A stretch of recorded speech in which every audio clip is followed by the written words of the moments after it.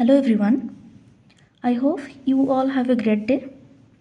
So, previous video में हम सारे एग्रीकल्चरल इम्प्लीमेंट्स के बारे में पढ़े थे एंड आज हम 7 बेसिक एग्रीकल्चरल प्रैक्टिस के बारे में देखेंगे that are preparation of soil, sowing of seeds, application of manures and fertilisers, irrigation, weeding, removal of weeds, harvesting and storage. Okay, in this video हम 3 प्रैक्टिस, यहाँ पे जो 3 प्रैक्टिसेस हैं, इन 3 प्रैक्टिसेस के बारे में पढ़ेंगे. देन नेक्स्ट वीडियो में बाकी के जो 4 प्रैक्टिसेस हैं उसे कवर करेंगे. So first one is preparation of soil. Preparation of soil requires 2 steps. First one ploughing and second one levelling. Okay, so first देखेंगे प्लोइंग के बारे में. Ploughing, the process of loosening and turning of the soil is called ploughing और tilling. यहाँ पे ploughing को tilling भी कहा जाता है. Okay, loosening and turning of the soil means मिट्टी को अच्छे से हल चलाकर हो या फिर आजकल के एडवांस मशीन से मिट्टी को खुदाई करके मिट्टी को उल्टा पलटा करके हल्का किया जाता है, उसको प्लोइंग या फिर टिलिंग कहा जाता है. Okay, the next, loose soil allows roots to breathe easily so that the plant is fixed to the soil firmly. Loose soil में अगर हम प्लांट को लगाएंगे तो प्लांट का रूट अच्छे से एटमॉस्फेयर से ब्रीथ यानी गैस को ले पाएगा एंड प्लांट अच्छे से मिट्टी से जुड़ा रहेगा. Due to ploughing unwanted plants जिसे कि वीड्स भी कहा जाता है are also killed. Some organisms like microbes and earthworms help to turn and loosen the soil and help in adding humus. Humus क्या होता है? डेड ऑर्गेनिक मैटर होता है to the soil. These organisms are therefore called friends of the farmer. हल चलाने के वजह से जितने भी वीड्स होते हैं यानी हमारे चुने गए क्रॉप के अलावा अलग से ग्रास उग जाता है जो उसे वीड्स बोलते हैं, वो भी मिट्टी से बाहर हो जाता है. कुछ माइक्रोब्स और अर्थवर्म मिट्टी से रहकर मिट्टी को खोद देते हैं एंड मिट्टी लूज हो जाता है. मतलब फार्मर पहले से ही प्लोइंग करके हल से हो या फिर मशीन से हो मिट्टी को हल्का कर देता है. फिर भी ये जो छोटे छोटे अर्थवर्म रहते हैं और ऑर्गेनिजम्स रहते हैं वो भी मिट्टी में रहकर मिट्टी को ऊपर नीचे ऐसे करके फिर से हल्का कर देते हैं. जैसे लाइक राम सेतु बनाने के टाइम पे बानर सेना तो काम करते ही हैं, लेकिन उनके साथ साथ चूहा भी छोटा मोटा हेल्प भी कर देता था. ठीक है, वैसे ही अर्थवर्म और छोटे मोटे जो ऑर्गेनिजम्स है वो भी हेल्प करते हैं फार्मर को.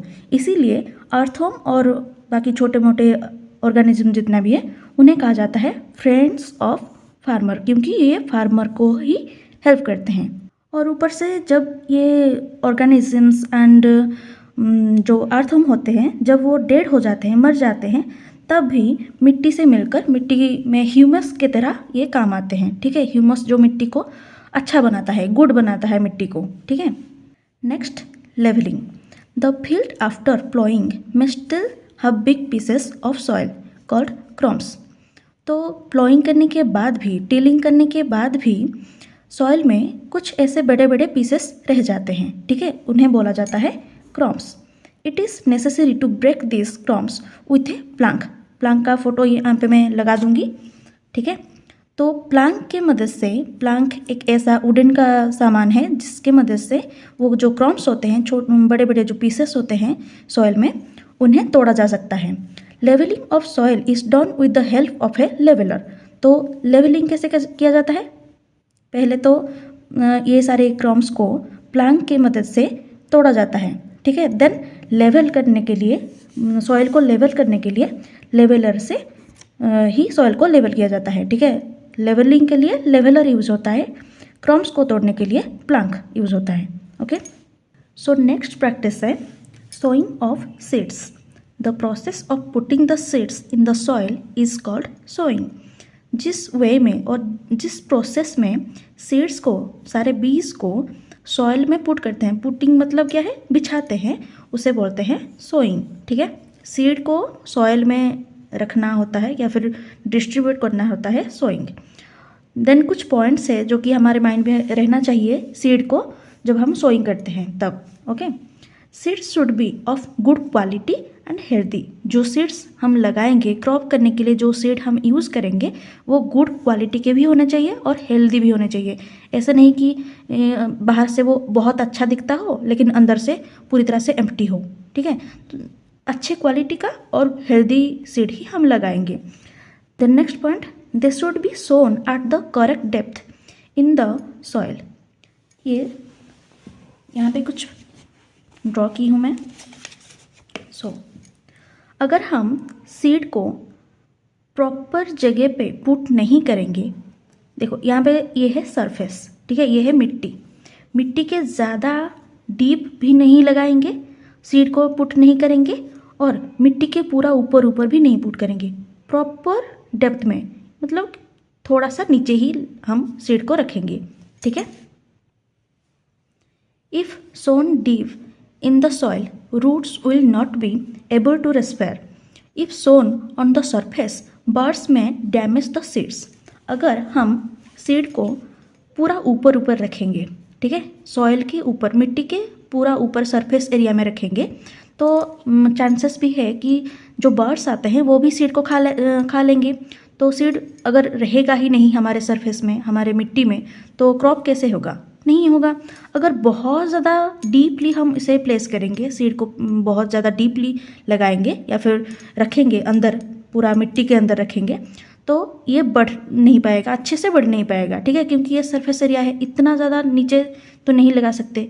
तो प्रॉपर डिस्टेंस, जो ज़्यादा ऊपर नहीं या ज़्यादा मिट्टी के नीचे भी नहीं, ठीक है, प्रॉपर डिस्टेंस में हम इसे प्लेस करेंगे सीड को। नेक्स्ट है, seeds should be sown at proper distance from each other to prevent overcrowding of plants.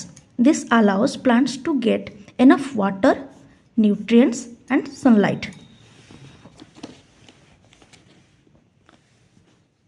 देखो, अगर सारे सीड्स को हम बहुत ज़्यादा पास पास ही लगाएंगे, पास पास ही रखेंगे सरफेस में, तो बहुत ज़्यादा क्राउडी दिखेगा ये। ठीक है, तो प्रॉपर वे है इसका, थोड़ा सा डिस्टेंस छोड़ के हम इसे रखेंगे क्रॉप जब करेंगे, ताकि जब ये सारे सीड है जो सीडलिंग हो जाएंगे, छोटे छोटे जो पौधे होते हैं, ये सब सीड जब सीडलिंग हो जाएंगे, छोटे छोटे पौधे में कन्वर्ट हो जाएंगे, तब ये कुछ इस तरह से आएगा। अगर हम इस तरह से प्लेस करेंगे तो इस तरह से ही वो उगेगा, लेकिन अगर हम प्रॉपर डिस्टेंस में उसे प्लेस करेंगे तो वो कुछ इस तरह से ही बड़ा होगा सीडलिंग के हिसाब से।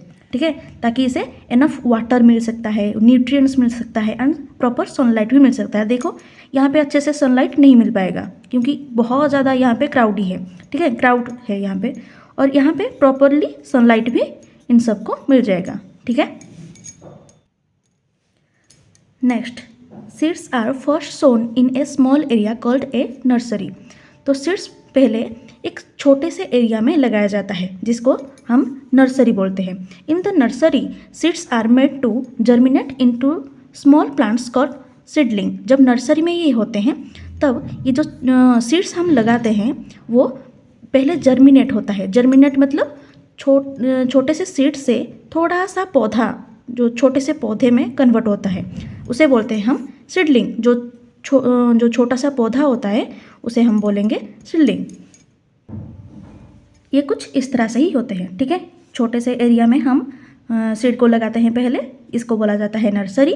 देन ये एक यहाँ से एक सीड है जो कि पहले ऐसा ही दिखता है, छोटा सा बीज होता है, देन थोड़ा सा बढ़ जाता है, एक ही पत्ता आता है उसमें, देन थोड़ा सा बढ़ जाता है और 2-3 पत्ते हो जाते हैं। Okay,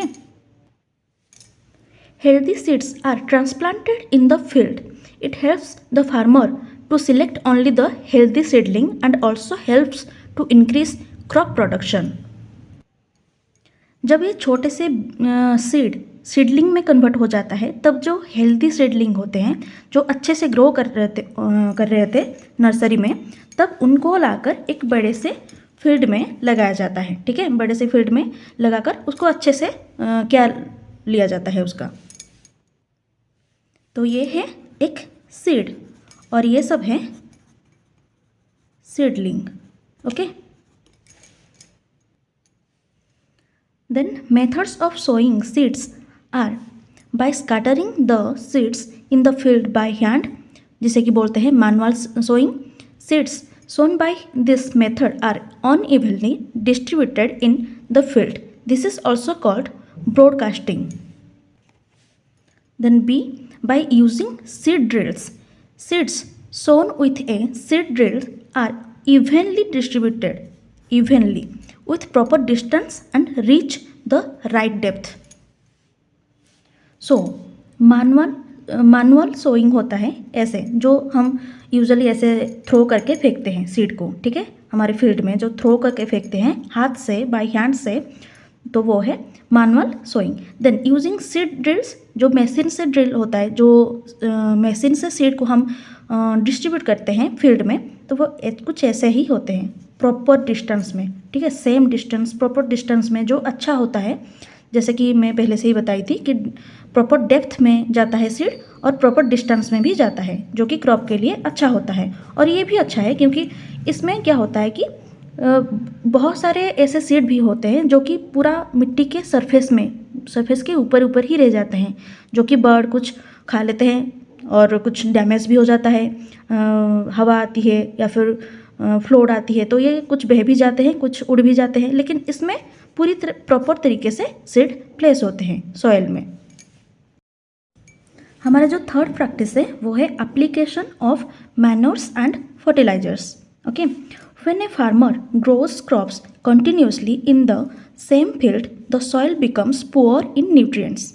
there are 3 ways to improve the fertility of soil. जब एक फार्मर ग्रो करता है क्रॉप्स को कंटिन्यूसली एक ही फील्ड में, सेम फील्ड में अगर ग्रो करता है हर बार, मतलब कि इस ईयर में, इस साल में वही फील्ड वो यूज़ कर रहा है, दूसरे साल में भी वही वाला फील्ड वो यूज़ कर रहा है, तो फील्ड में जो होते हैं सॉइल होते हैं, जो ह्यूमस होते हैं, जो गुड क्वालिटी के सॉइल होते हैं, वो भी ख़राब हो जाता है, पुअर हो जाता है न्यूट्रिएंट्स में, ज़्यादा न्यूट्रिएंट्स नहीं रहते क्योंकि बार बार वही फील्ड वो यूज़ कर रहा है ना। तो इसको रोकने के लिए यहाँ पे 3 वे दिया गया है। क्या है? फर्स्ट है leave the field uncultivated for 1 और मोर सीजन। तो पहले हमें क्या करना चाहिए कि जो फील्ड को हम यूज़ कर रहे हैं, जो फील्ड एक फार्मर क्रॉप के लिए यूज़ कर रहा है, उसे 1 सीज़न या फिर 2 सीज़न छोड़कर ही क्रॉप करना चाहिए, ठीक है। मान लो कि वो विंटर सीजन में कुछ लगा दिया, क्रॉप कर दिया, तो कुछ सीजन को छोड़ के वो फिर से क्रॉप कर सकता है, ठीक है। This practice is called fallowing. इस प्रैक्टिस को कहा जाता है fallowing. Then number 2, add manures and fertilisers to the field in the form of nutrients. Nutrients कहाँ से मिलता है? मैन्योर से एंड फर्टिलाइजर से। मैन्योर्स क्या होता है और फर्टिलाइजर्स क्या होता है ये हम बाद में देखेंगे। तो न्यूट्रिएंट्स मिलता है मैन्योर से, जिसे कि जो कि कंपोस्ट होता है, गोबर होता है, ठीक है, डेड एनिमल्स या फिर प्लांट्स का जो ह्यूमस जिसे बोलते हैं हम, वो है मैन्योर्स, ठीक है। ये बहुत ही यूज़फुल होते हैं। और फर्टिलाइजर्स होते हैं जो फैक्ट्रीज में बनाया जाता है, ठीक है, इसका बहुत सारा नाम भी है, नेक्स्ट हम पढ़ेंगे इसके बारे में। टू द फील्ड, ये दोनों हम यूज़ करते हैं फील्ड में, ताकि फील्ड के जो सॉइल है उसमें न्यूट्रिएंट्स बना रहे, ठीक है। देन थर्ड वे है practice crop rotation and mixed cropping. Crop rotation मतलब क्या है? देखो, अगर हम एक ही फील्ड है हमारे पास, तो पहले हम वो फील्ड में राइस लगा दिए, देन दूसरे साल में, नेक्स्ट ईयर में हम उस फील्ड में राइस ना लगाकर कुछ और लगा दिए, ठीक है। ऐसे क्रॉप रोटेशन होता है, ठीक है। मतलब इस साल राइस लगाएंगे, दूसरे साल व्हीट लगाएंगे, तीसरे साल कुछ और ही लगाएंगे, ठीक है। या फिर से राइस लगा भी सकते हैं, लेकिन सेम क्रॉप नहीं करेंगे, ठीक है, क्रॉप को रोटेशन करके करेंगे, तो वो है crop rotation. Then mixed cropping क्या होता है? उसी फील्ड में आधे जगह पर हम लगाएंगे राइस और दूसरे आधे जगह पर हम लगाएंगे व्हीट। कोई और भी क्रॉप तुम नाम ले सकते हो, ठीक है, मैं राइस और व्हीट की नाम ले रही हूँ। तो दोनों को एक साथ ही, एक ही सीजन में एक साथ दोनों को एक ही फील्ड में हम लगाएंगे, लेकिन मिक्स करके। आधे पोर्शन में व्हीट रहेगा, आधे पोर्शन में कोई और क्रॉप रहेगा, ठीक है, वो है मिक्स्ड क्रॉपिंग। मैन्योर्स और फर्टिलाइजर्स क्या होते हैं वो भी देख लेते हैं। Manure is an organic substance. Manure जो होता है वो एक ऑर्गेनिक सब्सटेंस होता है obtain from decomposition of plants and animals waste. तो प्लांट से और एनिमल्स से जो वेस्ट मिलता है हमें, उसको बहुत दिनों तक रखकर हम मैन्योर्स बनाते हैं, ठीक है। Manures are generally added to the soil before sowing of seed. Sowing of seed मतलब जब हम सीड को डिस्ट्रीब्यूट करते हैं, फेंकते हैं हमारे सॉइल में, उसके पहले से ही हमें मैन्योर ऐड करना होता है हमारे सॉइल में, ठीक है। सॉइल के फर्टिलिटी को बढ़ाने के लिए, सॉइल में न्यूट्रिएंट्स ऐड करने के लिए हम मैन्योर्स को ऐड करते हैं पहले से ही, ठीक है। The process of adding manure, जिस प्रोसेस में हम मैन्योर ऐड करते हैं सॉइल में, उस प्रोसेस को कहा जाता है मैन्योरिंग। मैन्योर ऐड करते हैं इसलिए उस प्रोसेस को कहा जाता है manuring, okay. Then 3 types of commonly used manures are. क्या क्या यूज होता है, अब टाइप्स ऑफ मैन्योर को हम देखेंगे यहाँ पे। सो फर्स्ट है फार्म यार्ड मैन्योर, जो हमें फार्म में इजीली मिल जाता है, जैसे कि animal dung, straw, leaves, urine and other farm yard waste. जो फार्म यार्ड से गौशाला हो या फिर कोई ऐसी जगह हो जहाँ पे हम हमारे एनिमल्स को रखते हैं, वहाँ से जो भी वेस्ट मिलता है वो है फार्म यार्ड मैन्योर, ठीक है। उसे भी हम हमारे सॉइल के फर्टिलिटी को बढ़ाने के लिए यूज़ करते हैं। देन नेक्स्ट है ग्रीन मैन्योर। ग्रीन मैन्योर मतलब कि पता चल रहा है ग्रीन मतलब प्लांट ही होगा, ग्रीन प्लांट्स, ठीक है, जिसका एक एग्जांपल मैं यहाँ पे दी हूँ, लेग्यूमिनस, ठीक है। देन थर्ड है कंपोस्ट। कंपोस्ट क्या होता है, decomposition of dead plants and animals. जब प्लांट्स और एनिमल्स मर जाते हैं, डेड हो जाते हैं, उनको डीकम्पोजिशन करके उनको बहुत दिनों तक रख गए, ठीक है, तो रखने के बाद जो मिलता है हमें वो है कंपोस्ट, ठीक है। ये नाम तुमने पहले भी सुना होगा कंपोस्ट। ये बहुत ही यूजफुल होता है, ये नेचुरली क्रिएट होता है मैन्योर जो होता है, ठीक है। देन इसका एडवांटेजेस क्या होता है देखते हैं। एडवांटेजेस मतलब इसका अच्छाई क्या होता है। It improves soil texture. Soil के जो टेक्सचर होते हैं, कैसे सॉइल का टेक्सचर होता है, तो वो इम्प्रूव करता है कौन, ये manures.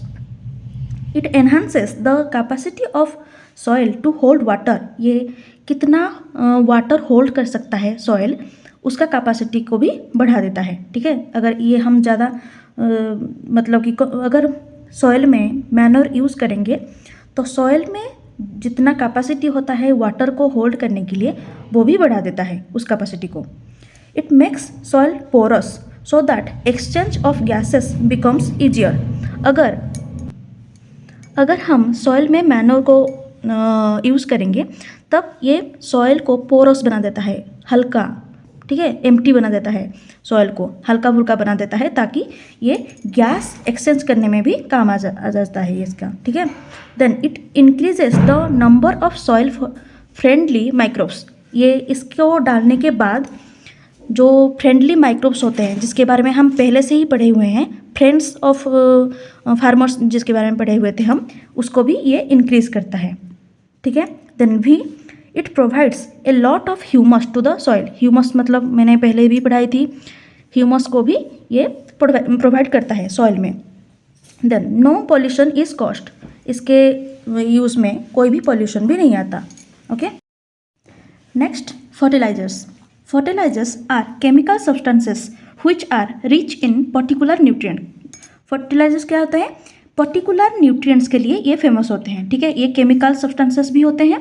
These are prepared in factories. ये सब डेड एनिमल्स और प्लांट्स को नहीं होता है, डेड एनिमल्स और प्लांट्स सिर्फ होते हैं मैन्योर्स में। ये सब फैक्ट्रीज में खुद बनाते हैं, लोग बनाते हैं, ठीक है, क्योंकि ये केमिकल सब्सटेंसेस हैं।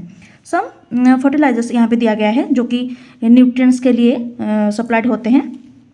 NPK, nitrogen, phosphorus, potassium, okay. नाम है ये सब फर्टिलाइजर्स का।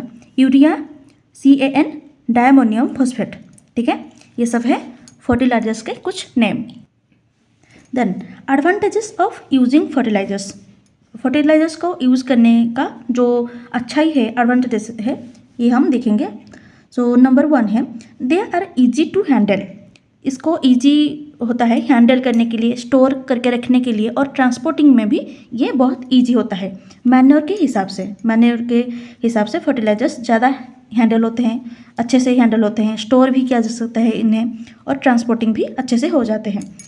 दे आर नॉट बल्कि इन कंपेरिजन टू मैनोर्स। मैनोर्स क्या होते हैं, ज़्यादा बल्की होते हैं, मतलब हैवी होते हैं, लेकिन फर्टिलाइजर्स इतना हैवी नहीं होते हैं मैनोर के हिसाब से, ठीक है। They are rich in specific nutrient. ये मैनोर्स जो होते हैं वो बहुत सारे न्यूट्रिएंट्स दे देते हैं, लेकिन ये फर्टिलाइजर्स क्या करते हैं, एक स्पेसिफिक न्यूट्रिएंट ही देते हैं। So required in very small quantities. तो जितना हम मैनोर यूज़ करते हैं उसके हिसाब से ये बहुत कम यूज़ होते हैं हमारे सॉइल के लिए। ओके, देन इसका कुछ डिसएडवांटेजेस भी है। एडवांटेजेस मतलब अच्छाई और ये है बुराई। They make the soil less fertile. जितना मैन्योर करता है सॉइल को फर्टाइल, उसके हिसाब से ये लेस करता है, मतलब कम होता है इसका फर्टाइल, ठीक है। They are a source of water pollution. Manure में कोई भी पोल्यूशन नहीं था और यहाँ पे फर्टिलाइजर में वाटर पोल्यूशन है। सो ये 3 थे हमारा पहला जो बेसिक एग्रीकल्चरल प्रैक्टिस, ठीक है। देन नेक्स्ट हम बाकी के 4 देखेंगे। Thank you.